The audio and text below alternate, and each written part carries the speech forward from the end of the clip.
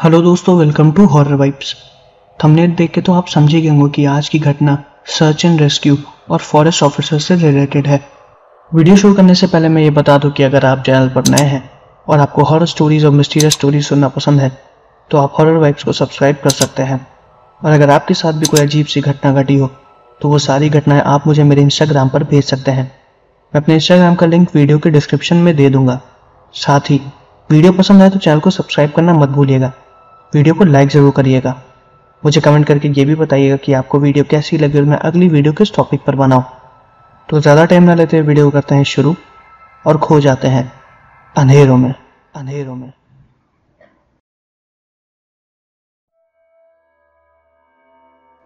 ये जो पहली घटना मैं आपको बताने वाला हूँ ये मौलो नाम के एक फॉरेस्ट रेंजर के साथ घटी थी। और अब आगे की घटना मैं आपको मौलो के पॉइंट ऑफ व्यू से बताऊंगा। मेरा नाम मौलो है। पिछले 4 साल से मैं ब्रिटिश ट्रस्ट के लिए एक फॉरेस्ट रेंजर का काम करता हूँ। इस घटना को करीबन 10 साल हो चुके हैं। जब मेरे साथ ये घटना घटी तो मुझे उस ट्रस्ट को ज्वाइन किए हुए 4 साल हो चुके थे। उस ट्रस्ट का काम यह था कि काफ़ी एंशिएंट चीज़ों को वो लोग सिक्योर करके रखते थे ताकि वो लोग अपने इतिहास को बचा सकें, जिसमें कई ढेर सारे एंटिक पीसेस भी आते थे और कई ढेर सारे नेशनल पार्क्स जिसमें काफ़ी मॉन्यूमेंट्स भी थे। मुझे उन्हीं की सेफ्टी के लिए रखा गया था। मेरे साथ मेरा एक और पार्टनर था, उसका नाम अबैकस था। अबैकस अपनी जॉब से कुछ ज़्यादा खुश नहीं था। वो हमेशा यही बोलता था कि उसको ये जॉब बहुत ही ज़्यादा बकवास लगती है। और ज़्यादातर हम लोग हर रात इसी के बारे में बात किया करते थे और ज़्यादातर हमारी ड्यूटी रात में ही लगती थी। हर मंडे को ये पार्क जिसमें मैं और अबैकस थे वो टूरिस्ट के लिए खोला जाता था। बगल में ही एक बहुत बड़ा सा कॉलेज था जो शायद किसी हिस्ट्री का कॉलेज था। वहाँ के स्टूडेंट अक्सर यहाँ पर आके पुरानी चीज़ों को देखा करते थे और उसके बारे में अपनी थीसिस बनाया करते थे या नोट्स बनाया करते थे।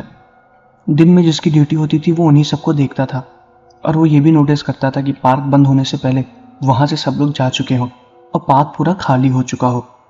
वो काफ़ी ज़्यादा बड़ा पार्क था और उस पार्क के जिस हिस्से में मैं और अबैकस ड्यूटी करते थे वो एक काफ़ी ज़्यादा हिस्टोरिकल और पुराने मॉन्यूमेंट से घिरा हुआ था, जिसमें बड़े बड़े जंगल भी थे और उसके बीच में बहुत ही अजीब अजीब एंटीक चीज़ें भी बनी हुई थी और वो सारे मॉन्यूमेंट्स उन्हीं जंगल के बीच में ही थे। रोज़ की तरह मैं और अबैकस उसी नेशनल पार्क में राउंड ले रहे थे और सारी चीज़ों को चेक कर रहे थे। तभी अबैकस के वॉकी टॉकी पर एक मैसेज आया कि एक स्टूडेंट जो कि वहाँ पर टूरिस्ट बन के आया था वो अचानक से खो गया है और लापता है। वो उसी कॉलेज का स्टूडेंट था जो पार्क के बगल में बना हुआ था। डेटा के हिसाब से यहाँ पर कुल 20 स्टूडेंट आए थे लेकिन वापस खाली 19 स्टूडेंट ही गए। वो लड़का जो गायब था उसकी उम्र करीब 23 साल की थी और उसका कुछ भी पता नहीं चल रहा था। उस वक्त हम दोनों की ही ड्यूटी थी तो हमें तुरंत इन्फॉर्मेशन दी गई कि हम उस बच्चे को ढूंढें, बाकी बैकअप के लिए और लोग आ रहे हैं। हमारे पास उस बच्चे की प्रॉपर कोई फ़ोटो नहीं थी लेकिन हमें उसके बारे में डिस्क्रिप्शन दे दी गई थी कि उसकी हाइट करीबन 5 फुट 10 इंच की है, उसका रंग गोरा है, उसने चश्मा पहना हुआ है और उसने लाल रंग के कपड़े पहने हुए थे जब वो आखिरी बार देखा गया था। और उन्होंने ये भी बताया कि आखिरी बार वो पार्क के उस हिस्से में देखा गया था जहाँ पर पुराने मॉन्यूमेंट्स बने हुए थे और उसके बाद से बड़े बड़े जंगल स्टार्ट थे। उसके अंदर टूरिस्ट को जाना बिल्कुल भी अलाउड नहीं था। हालांकि अगर कोई टूरिस्ट जाना चाहे तो भी नहीं जा सकता था क्योंकि वो चारों तरफ से लोहे की ग्रिल से घिरा हुआ था। उसको पार करने में ही लोगों की हालत खराब हो जाती, इसलिए उधर जाने का तो कोई सवाल ही पैदा नहीं होता। दिए गए डिस्क्रिप्शन के हिसाब से और लोकेशन के हिसाब से मैं और अबैकस उस बच्चे को ढूंढने लगे। उसका नाम मुझे ढंग से याद नहीं है, शायद जॉर्ज या जॉर्जी था।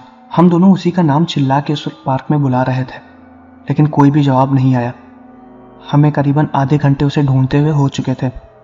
तभी मैंने अबैकस से बोला कि हम लोग डिवाइड हो जाते हैं, तुम पार्क के नए हिस्से में जाओ और मैं पुराने हिस्से में जाके उसे ढूंढने की कोशिश करता हूँ। जिसको भी वो पहले मिल जाए वो वॉकी टॉकी पर इन्फॉर्म कर देगा दूसरे को और हम लोग पार्क के मेन गेट पर मिलेंगे। उसने भी कहा ठीक है और फिर हम दोनों पार्क के अलग अलग हिस्से में चले गए। पार्क का पुराना हिस्सा जिसमें मैं गया था वो काफ़ी ज़्यादा पुराना था। वहाँ पर ज़्यादा छेड़छाड़ भी नहीं की गई थी ताकि वहाँ पर पुरानी खूबसूरती को बरकरार रखा जाए। वहाँ पर बस थोड़ी बहुत साफ़ सफाई और मेंटेनेंस होती थी, बाकी वो वैसा ही था जैसा कि उसे हम लोगों ने ढूंढा था। वहाँ पर बस कुछ इंपॉर्टेंट लोगों को ही जाने की परमिशन है, ताकि वहाँ की खूबसूरती ज़्यादा ख़राब ना हो जाए, क्योंकि अगर वहाँ पर ज़्यादा टूरिस्ट जाएंगे तो वो चीज़ और ज़्यादा गंदी होती जाएगी। वहाँ पर सिर्फ मुझको और कुछ ही लोगों को जाना अलाउड था। उस बच्चे का यहाँ पर होने का कोई सवाल ही पैदा नहीं होता है, लेकिन फिर भी मैं उसको ढूंढने के लिए आया हुआ था। मैंने काफ़ी देर तक उस बच्चे को वहाँ पर ढूंढा, यहाँ तक कि उसका नाम भी चिल्ला के बुलाया, लेकिन वो नहीं मिला। फिर मैं वहाँ से वापस जाने लगा। तभी मैंने देखा कि पार्क के एक मॉन्यूमेंट के पीछे एक बड़ी अजीब सी परछाई है जो कि मुझे देख रही है, और वो परछाई हूबहू एक बच्चे की थी। एक ऐसा बच्चा जिसकी हाइट उतनी ही है, 5 फुट 10 इंच, जिसके बारे में हमको प्रॉपर डिस्क्रिप्शन दी गई थी। वो एक बड़े से मॉन्यूमेंट के पीछे छुप के मुझे देख रहा था, और मैं भी साफ साफ उसे देख रहा था। हम दोनों ने एक दूसरे को देख लिया था, लेकिन वो मेरे सामने नहीं आ रहा था। मैंने उसे बाहर आने के लिए बोला, लेकिन वो बस चुपचाप वहीं पर खड़ा होकर मुझे देख रहा था। अंधेरे की वजह से उसका चेहरा मुझे नजर नहीं आया, लेकिन उसकी परछाई मुझे साफ साफ दिखाई दे रही थी, और मुझे ये भी पता चल रहा था कि वो मुझे देख रहा है। उसको देखते ही मैंने उसे अपनी तरफ बुलाया, लेकिन वो वहाँ पर नहीं आया। लेकिन वो मेरी आवाज़ सुनते ही दोबारा दीवार के पीछे जाकर छुप गया। मुझे बिल्कुल भी समझ में नहीं आया कि आखिर उसने ऐसा क्यों किया। मैं दोबारा भागते हुए उसी दीवार के पीछे गया तो वो वहाँ से गायब हो गया था जहाँ पर मैं खड़ा था। और जब मैं उस दीवार के पास पहुँचा, मुझे वहाँ पर पहुँचने में करीबन 10 सेकंड लगे होंगे, और इतने कम समय में वो लड़का कहाँ गायब हो गया मुझे कुछ भी समझ में नहीं आया।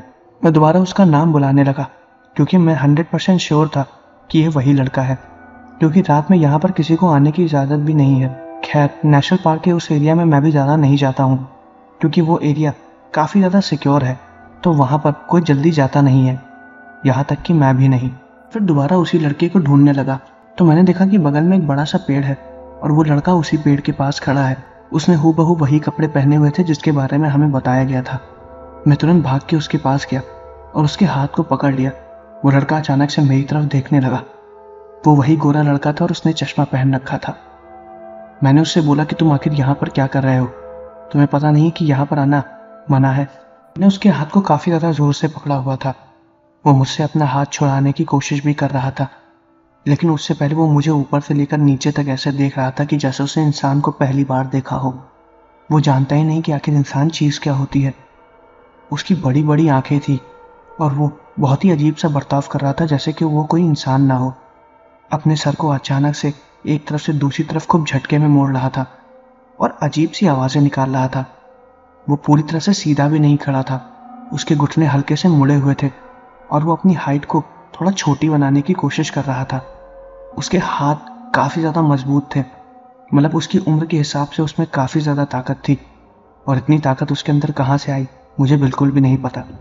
तो मुझसे अपना हाथ छुड़ाने की कोशिश कर रहा था और काफ़ी ज़्यादा अजीब आवाज़ें भी निकाल रहा था। मैंने उससे कहा कि तुम्हें यहाँ से अभी चलना होगा। उसने मेरी बात नहीं मानी। मैंने ज़बरदस्ती उसके हाथ को पकड़ा और पार्क के बाहर की तरफ ले जाने लगा, लेकिन तभी उसने मेरे हाथ में काट लिया, और काफ़ी ज़्यादा ज़ोर से। हाथ पे काटने के बाद वो तुरंत उसी बड़े से पेड़ के ऊपर ऐसे चढ़ गया जैसे कि वो कोई बंदर का बच्चा हो। उसको ऊपर चढ़ने में बिल्कुल भी समय नहीं लगा। उस पेड़ की हाइट काफ़ी ज़्यादा बड़ी थी। उसके ऊपर चढ़ने के लिए एक प्रॉपर इक्विपमेंट्स की ज़रूरत भी होती है, लेकिन वो उसके ऊपर ऐसे चढ़ गया जैसे वो उसके लिए रोज़ का काम हो। मुझे उसको देख के ये पता चल गया था कि ये कोई इंसान तो नहीं है, वरना इतनी फुर्ती से किसी भी इंसान के लिए इतने बड़े और ऊंचे पेड़ पर चढ़ना कोई आम बात नहीं। देखते ही मैं एकदम हैरान हो गया और मैं वहाँ से थोड़ा पीछे हट गया। वो काफ़ी ज़्यादा पतला दुबला लड़का था, लेकिन उसके शरीर में काफ़ी ज़्यादा ताकत थी। मेरी आंखों के सामने उसने एक पेड़ की बड़ी सी टहनी को तोड़ा, जो कि शायद उसके लिए तोड़ना कोई आम बात नहीं थी। उसने उस टहनी को तोड़ के मेरे ऊपर फेंका। मैं बच गया, वरना शायद उस टहनी के मेरे ऊपर गिरने से मेरी मौत भी हो सकती थी। मैं तुरंत नेशनल पार्क के दूसरी तरफ भागने लगा और वॉकी टॉकी पे अपने दोस्त को इन्फॉर्म किया और उसको इसी तरफ बुलाया। मैं उस पेड़ से थोड़ा दूर हट गया और मैं दूर खड़े होकर उस लड़के को देख रहा था, जो कि बहुत अजीब सी आवाज़ निकाल रहा था और शायद वो मुझे मारने की कोशिश भी कर रहा था। वो उस पेड़ से नीचे तो नहीं उतरा, वो वहीं पर ही बैठा हुआ था, अपने दोनों पैरों को लटका के। कुछ देर बाद वो उस पेड़ पे उल्टा लटकने लगा जैसे कि कोई चमगादड़ हो। मैं वहीं पर खड़ा होकर उसको देख रहा था और वो अजीब सी आवाज़ें निकाल रहा था, और वो उल्टा लटकते हुए भी अपने गर्दन को एक तरफ से दूसरी तरफ बहुत झटके में घुमा रहा था। इतनी देर में मेरा पार्टनर भी वहां पर आ गया और उसने भी उस लड़के को देखा। हम दोनों लोग उसे नीचे उतरने के लिए बोल रहे थे, लेकिन वो जैसे हमारी बात सुन ही नहीं पा रहा था। वो हमारी आंखों के सामने उस पेड़ से नीचे कूद गया और उसको कुछ भी नहीं हुआ, और वो हमारी तरफ हमला करने ही आ रहा था, लेकिन उससे पहले हम लोग वहां से भाग गए। वो इतनी स्पीड से आया और अचानक से कहाँ गायब हो गया हमें बिल्कुल भी समझ में नहीं आया। हम जब आगे की तरफ भागे तब तो वो हमारे पीछे था, लेकिन उसके बाद वो कहाँ गायब हो गया हमें कुछ भी पता नहीं चला। करीबन 5 मिनट बाद बाकी की बैकअप टीम भी आ गई और हम लोगों ने उन्हें ये बात बताई। मैंने पूरी बात जब अपनी टीम को समझाई तो उन्होंने मुझसे पूछा कि आखिर वो लड़का किस तरफ गया है। तब मैंने उन्हें बताया कि वो जंगल के दूसरी तरफ गया है, और फिर हम सब लोग उसको ढूंढने के लिए गए। उसको ढूंढने जाने से पहले उसके बारे में सारी चीज़ें मैंने अपनी टीम को बता दी थी। काफ़ी देर तक हम लोगों ने उसको ढूंढा, लेकिन वो नहीं मिला। उसके बाद कुछ और फॉरेस्ट रेंजर्स आ गए और लोकल पुलिस भी हमारी मदद के लिए आ गई। उस बच्चे को बहुत ढूंढा गया, लेकिन वो उसके बाद नहीं दिखा। काफ़ी डरते हुए उसे ढूंढ रहा था, क्योंकि मुझे ऐसा लग रहा था कि वो कोई इंसान नहीं है, उसके अंदर किसी की आत्मा घुस गई है या फिर उसको किसी ने पोजेस कर लिया है।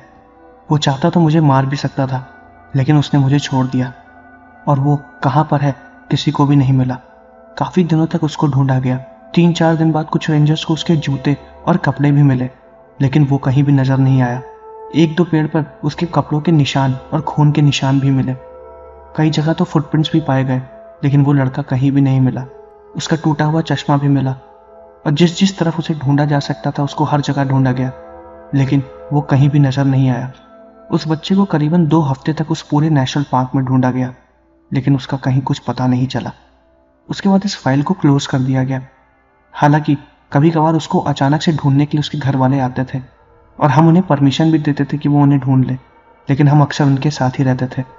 मैं जब भी रात में अपनी नाइट शिफ्ट करता था और उस एरिया में जाता था जहाँ पर मैंने उस लड़के को पहली बार देखा था, तो मुझे अभी भी ऐसा एहसास होता था कि वो लड़का कहीं छुप के मुझे देख रहा है, और हो ना हो वो उसी नेशनल पार्क में ही है।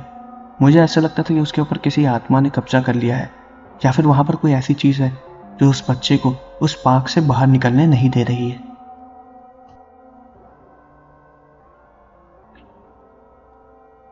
तो दोस्तों, ये थी पहली घटना। अब मैं आपको एक दूसरी घटना बताने वाला हूँ। ये दूसरी घटना हॉल नाम के एक लड़के के साथ घटी थी, जो कि एक फॉरेस्ट रेंजर था। और अब आगे की घटना मैं आपको हॉल के पॉइंट ऑफ व्यू से बताऊंगा। मेरा नाम हॉल है। ये घटना काफ़ी ज़्यादा अजीब है। मैं एक फॉरेस्ट रेंजर था।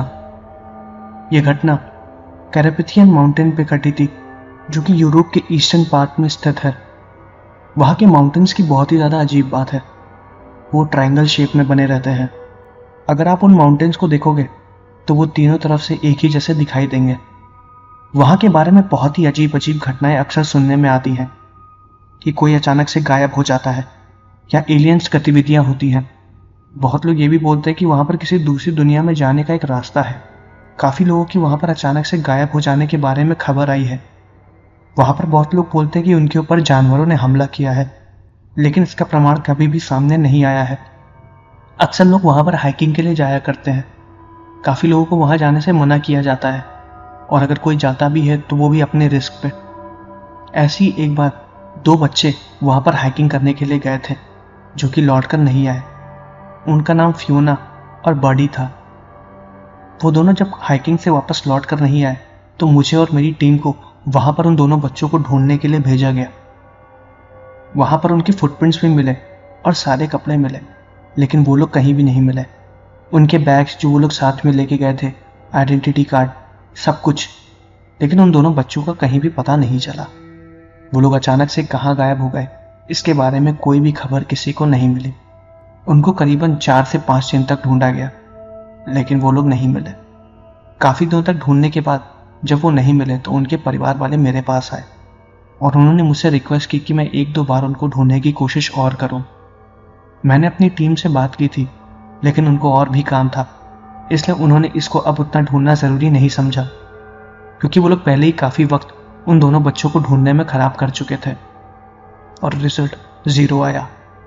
ये घटना है सन 1980 के करीब की। उन दोनों बच्चों की उम्र करीब 22 से 23 वर्ष की थी। मैंने उनके पेरेंट्स की बात मान के उन्हें बताया कि मैं एक बार उनको ढूंढने की और कोशिश करूंगा, पर मैं इस बात की कोई गारंटी नहीं देता हूं कि वो लोग मिलेंगे या नहीं। उनकी बात मान के मैं दोबारा उन लोगों को वहां पर ढूंढने के लिए गया, और इस बार मैं अकेले गया था। वहां पर कई अजीब सी घटनाओं के बारे में मैंने पहले भी सुन चुके, इसलिए मैं अपनी सेफ्टी के लिए सारी चीजें लेकर गया था, ताकि अगर कोई जानवर मुझ पर हमला करे या फिर अगर वहां पर कोई भी अजीब सी गतिविधि हो तो मैं खुद को बचा सकूं। अभी तक मैं इसी चीज को मान के वहां पर गया हुआ था। जब मैं उन पहाड़ों पर दोबारा गया तो उस दिन वहां पर कुछ ज्यादा ही अजीब लग रहा था। पूरे पहाड़ पर मैं अकेला था। मैं हाइकिंग करते हुए ऊपर की तरफ ही जा रहा था। पहले कभी भी मुझे ऐसा नहीं लगा था वहां पर। उससे पहले मैं 3 दिन से वहां पर उन दोनों लोगों को ढूंढ रहा था। जब मैं वहां पर गया तो मुझे ऐसा महसूस हो रहा था कि मेरे पीछे कोई है। मुझे बार बार ऐसा महसूस हो रहा था कि पूरी पहाड़ियों में कोई अजीब सी आवाज गूंज रही है जो मुझे अपनी तरफ बुला रही है। लेकिन मैंने इस बात पर ज्यादा ध्यान नहीं दिया और फिर मैं उन गायब लोगों को दोबारा ढूंढने लगा। मुझे उन्हें ढूंढते ढूंढते करीबन 5 घंटे से ज्यादा हो गए थे। मैं भी अब हार चुका था। मेरे मन ने भी मान लिया था कि अब वो लोग मिलने वाले नहीं हैं। उसके बाद मैं वापस लौटने लगा। तभी मैंने देखा कि एक छोटी सी पहाड़ी पर एक अजीब सा आदमी बैठा हुआ है। हालांकि दूर से वो मुझे काफी छोटा दिखाई दे रहा था। मुझे उसकी उम्र भी ढंग से पता नहीं थी, तो मैंने सोचा कि मैं जाके एक बार उससे बात कर लूं। वो जिस जगह पर बैठा हुआ था, मेरा उस जगह पहुंचना बहुत ही ज्यादा मुश्किल था। मुझे कुछ भी समझ में नहीं आ रहा था कि आखिर वो आदमी वहां पर पहुंचा कैसे है। अंधेरे की वजह से मुझे उस आदमी की परछाई भी साफ साफ नजर नहीं आ रही थी, लेकिन मुझे इतना जरूर पता चल रहा था कि पहाड़ी के उस कोने पर कोई बैठा जरूर है। मैं किसी तरह फांद के उधर गया। वो काफी ज्यादा दूर था। मैं उस तक ढंग से पहुंच नहीं पा रहा था और मुझे पहुंचने में वक्त भी लग रहा था। वो वहीं पर बैठा हुआ था। मैंने उसे चिल्ला के आवाज दी। मुझे लगा कि शायद उन दोनों में से जो गायब हुआ है उनमें से एक लड़का हो, इसलिए मैंने उसको उसके नाम से बुलाया। वो मेरी तरफ घूमा भी, लेकिन उसने कोई भी रिएक्शन नहीं दिया। वो चुपचाप वहीं पर बैठा हुआ था। मैं उसे अपनी तरफ बुला रहा था। उसने मेरी बात भी सुनी और साफ साफ मेरी तरफ देख रहा था, लेकिन वो मेरी तरफ आ नहीं रहा था। उसकी परछाई जिस तरीके से हिल रही थी उससे मुझे साफ साफ पता चल रहा था कि वहां पर वो साफ साफ बैठे मुझे देख रहा है। मेरे पास तो नहीं आ रहा था, लेकिन मैं धीरे धीरे उसी की तरफ जा रहा था। करीबन 5 मिनट बाद मैं उसके पास पहुंच गया। वो चुपचाप अंधेरे में बैठा हुआ था और पहाड़ियों की तरफ देख रहा था। उसके लंबे लंबे बाल थे, चेहरे पर दाढ़ी उगी हुई थी। उसकी हाइट भी काफी ज्यादा थी। उम्र कम से कम 40 से 45 वर्ष की होगी। वो चुपचाप पहाड़ियों की तरफ बैठा हुआ था और उसके कपड़े बहुत ही ज्यादा गंदे थे और काफी पुराने जमाने के कपड़े पहने हुए थे उसने। जब मैंने उसे बुलाया तो उसने दोबारा मेरी तरफ देखा और मेरी तरफ देखने के बाद वो दोबारा पहाड़ियों की तरफ देखने लगा। वो कहीं खोया हुआ था। ऐसा लग रहा था कि वो अपनी जिंदगी अब जीना ही नहीं चाहता है। मैं दोबारा उसके पास गया और उससे पूछा कि यहाँ पर वो आखिर कर क्या रहा है, क्या उसने 2 कपल्स को देखा है। वो फिर भी कुछ नहीं बोला। मैं फिर उसके पास गया और उसके कंधे को छुआ। उसके कंधे को छूते ही वो तुरंत मेरी तरफ अचानक से घूमा और ऐसा लगा कि वो होश में आ गया हो। उसकी आंखें ऐसी लग रही थी कि वो बहुत ज्यादा डरा हो और मेरे छूते ही वो जोर से चिल्लाने लगा और रोने लगा। फिर मैंने उससे दोबारा पूछा कि आखिर वो है कौन और यहाँ पर कर क्या रहा है। उसने बोला कि उसे कुछ भी याद नहीं है कि वो कौन है। उसे बस इतना ही याद है कि वो अपनी वाइफ के साथ इन पहाड़ियों पर ट्रैकिंग करने के लिए आया था। मुझे लगा कि शायद ये उसका कोई वहम है, लेकिन जब उसने मुझे वो डेट बताई जब वो यहाँ पर आया था तो मैं हैरान हो गया। उसने मुझे बताया कि वो 21 जुलाई 1966 में इस पहाड़ी पर आया था और फिर उसके बाद उसको कुछ भी याद नहीं है। जब उसने ये बात मुझे बताई तो मुझे सच में कुछ समझ में नहीं आ रहा था कि आखिर वो ऐसा बोल क्यों रहा है। पहले मुझे लगा कि शायद वो झूठ बोल रहा हो, लेकिन उसकी जेब में उसका एक आईडी कार्ड था जो कि काफी पुराने डिजाइन का था। ऐसा आईडी कार्ड तो मेरे दादाजी या पिताजी रखते थे। उसमें उसकी डेट ऑफ बर्थ लिखी हुई थी और वो आईडी कार्ड 1950 में ही बना हुआ था। मैंने उसे ढंग से पूछा कि आखिर वो है कौन, तो उसने बताया कि उसका नाम जैन है और वो अपनी वाइफ एलेना के साथ यहाँ पर हैकिंग करने आया था 1966 में। वो अपनी वाइफ के साथ ही इन्हीं पहाड़ों पर चल रहा था और उसके बाद उसे कुछ भी याद नहीं है। उसे बस इतना याद है कि उसकी आंखों के सामने अंधेरा आ गया था और उसकी वाइफ उसे उठाने की कोशिश कर रही थी। उसके बाद जब उसकी आंखें खुली तो उसे पता चला कि वो इन पहाड़ों में खो गया है। उसकी दाढ़ी बढ़ चुकी थी, उसके कपड़े भी बदले हुए थे और उसकी वाइफ उसके साथ नहीं थी। उसने करीबन 6 महीने तक अलीना को इन्हीं पहाड़ों पर ढूंढा, लेकिन वो नहीं मिली। जब यहाँ से आते जाते लोगों ने उससे पूछताछ की कि वो कौन है, और उसने उनसे पूछा कि वो कौन है और वो सन क्या चल रहा है, तब उन्होंने बताया कि 1999 है। और उसके बाद वो काफ़ी ज़्यादा कंफ्यूज हो गया। इतने साल वो कहाँ पर था, उसकी उम्र क्यों नहीं बढ़ी, इसका जवाब उसके पास नहीं था। हालांकि जब वो मुझे ये बात बता रहा तो मुझे उसकी बात पर बिल्कुल भी विश्वास नहीं हो रहा था और मुझे वो पागल लग रहा था। लेकिन उसके हाथ में जो आईडी कार्ड था वो मुझे सोचने पर मजबूर कर रहा था। फिर मैंने उससे बोला कि वो यहाँ से चले। उसने कहा कि वो यहाँ पर अपनी बीवी को ढूंढ के ही जाएगा। मुझे पता चल गया था कि वो पागलों वाली हरकतें कर रहा है, और वो पागल है। मैं उसे ज़बरदस्ती पकड़ के वहाँ पर ले जा रहा था, लेकिन उसने मुझसे अपना हाथ छुड़ा लिया और उसने कहा कि वो वहाँ पर नहीं जाएगा। मैंने भी उसका हाथ पकड़ा और ज़बरदस्ती खींच के नीचे की तरफ ले जाने लगा। पर ताजुब की बात तो ये थी कि मैं कुछ देर तक उसको नीचे तो लेके गया, लेकिन उसने अचानक से अपने हाथ को मुझसे छुड़ा लिया और पहाड़ की तरफ भागने लगा। मैं जैसे ही पीछे घूमा, मेरी आंखों के सामने वो आदमी हवा में गायब हो गया। जब ये चीज़ मैंने देखी तो मुझे मेरी आंखों पर विश्वास नहीं हुआ। मुझे लगा कि शायद मैं कोई सपना देख रहा हूँ या ये सब कोई वहम है, लेकिन मेरा ये वहम नहीं था। जिन दोनों लोगों को मैं ढूंढने आया था वो भी मुझे नहीं मिले। मैं काफ़ी देर तक उस आदमी को ढूंढता रहा और उन लोगों को भी ढूंढता रहा, लेकिन मुझे कुछ भी नहीं मिला। और मुझे ऐसा महसूस हो रहा था कि मेरे पीछे कोई बार बार मुझे बुला रहा है। मुझे अब वहाँ पर अजीब सा डर लगने लगा था, इसलिए मैं भागते हुए पहाड़ी से नीचे उतरने लगा। अंधेरा भी काफ़ी ज़्यादा हो गया था। पहाड़ी से नीचे उतरते वक्त मुझे बहुत ज़्यादा डर लग रहा था और घबराहट भी हो रही थी, लेकिन पता नहीं कैसे मैं किसी तरह नीचे पहुंच गया और अपनी कार में बैठ के मैं उस जगह से चला गया। हालांकि उस आदमी का आइडेंटिटी कार्ड मेरे पास ही रखा हुआ था। मैं जब घर पहुंचा तो मैंने किसी तरह उस आदमी के आइडेंटिटी कार्ड को चेक करवाया, तो वो डेटा एकदम सही था। उस नाम का आदमी सच में था, और ये कार्ड जिस दिन इशू हुआ था वो कार्ड का डेट भी एकदम सही था। वो एक ड्राइविंग लाइसेंस था। मुझे बिल्कुल भी समझ में नहीं आया कि मेरे साथ जो कुछ भी हुआ वो मेरा वहम था या सच, लेकिन उन पहाड़ों पे सच में कुछ न कुछ अजीब तो ज़रूर हो रहा है। मैं कोशिश करता हूँ कि वहाँ पर और किसी को जाने मत दूँ, लेकिन लोग बात नहीं मानते हैं। इस घटना के बाद वहाँ पर और भी अजीब सी घटनाएं हुई हैं जिनके बारे में मैं अक्सर सुनता रहता हूँ। उस पहाड़ पर क्या अजीब है ये तो किसी को भी नहीं पता, लेकिन वहाँ पर जाना खतरे से खाली बिल्कुल भी नहीं है।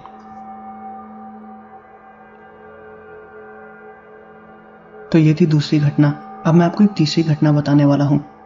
ये घटना मुझे रेडिट से मिली है, लेकिन ये घटना जिस आदमी के साथ घटी है उसका नाम उसमें मेंशन नहीं था, तो मैं आपको इसका नाम जॉनी बताऊंगा।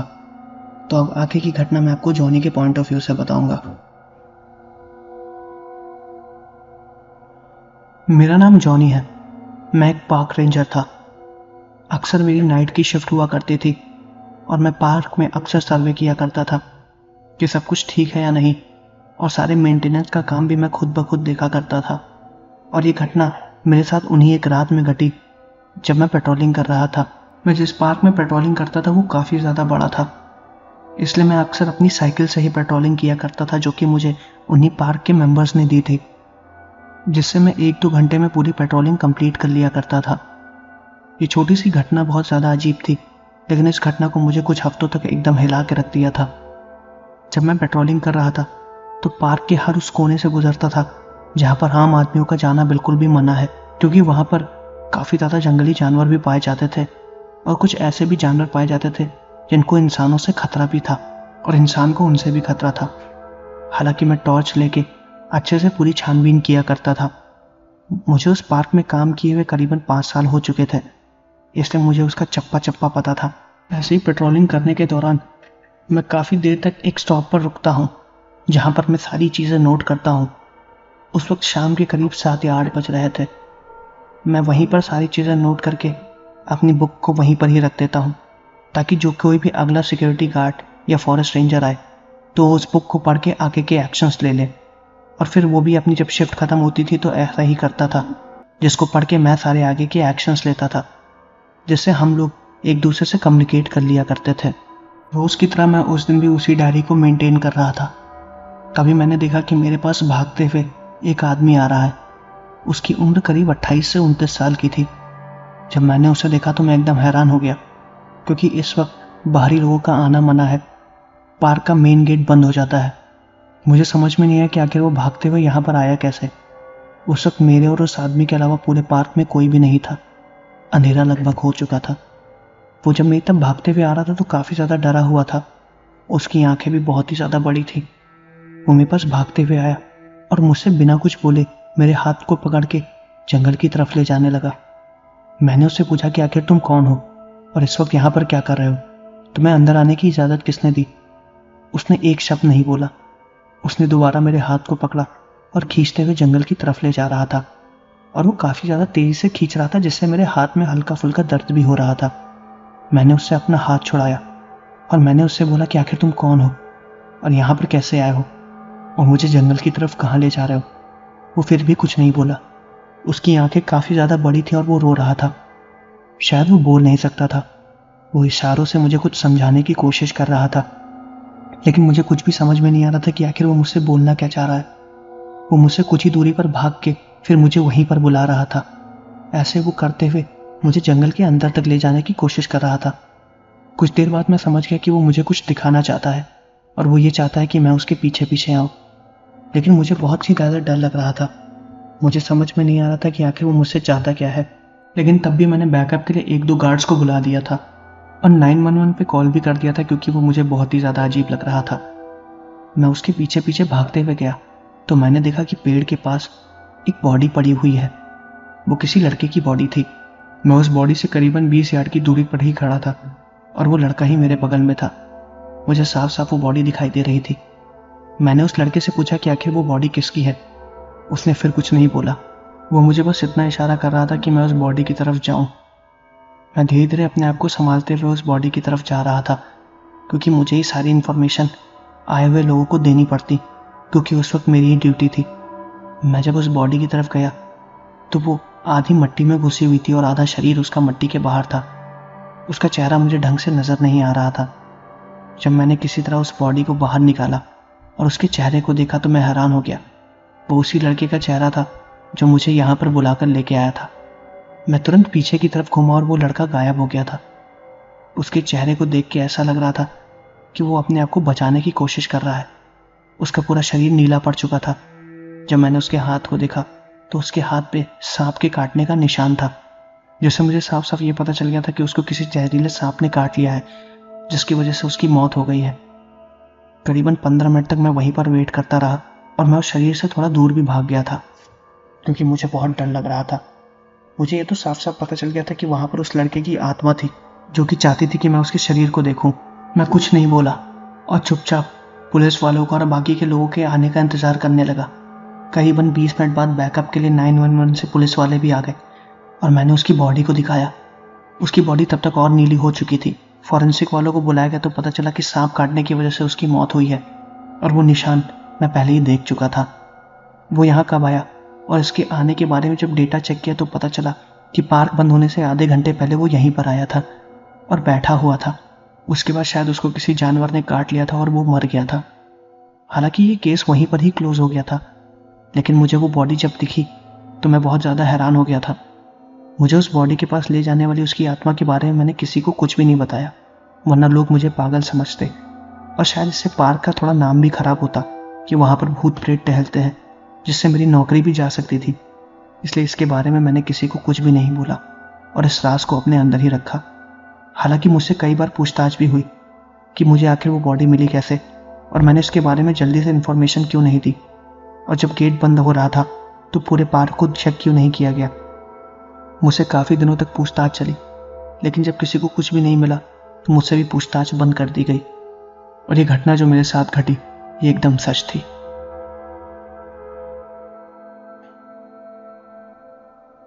तो दोस्तों, ये थी पार्क रेंजर्स के साथ घटी कुछ घटनाएं। मैं आशा करता हूँ कि आपको वीडियो पसंद आई होगी। अगर आपको वीडियो पसंद आई है तो चैनल को सब्सक्राइब ज़रूर करिएगा, वीडियो को लाइक ज़रूर करिएगा। मुझे कमेंट करके ये भी बताइएगा कि आपको वीडियो कैसी लगी और मैं अगली वीडियो किस टॉपिक पर बनाऊँ। तो मिलते हैं अगले वीडियो में।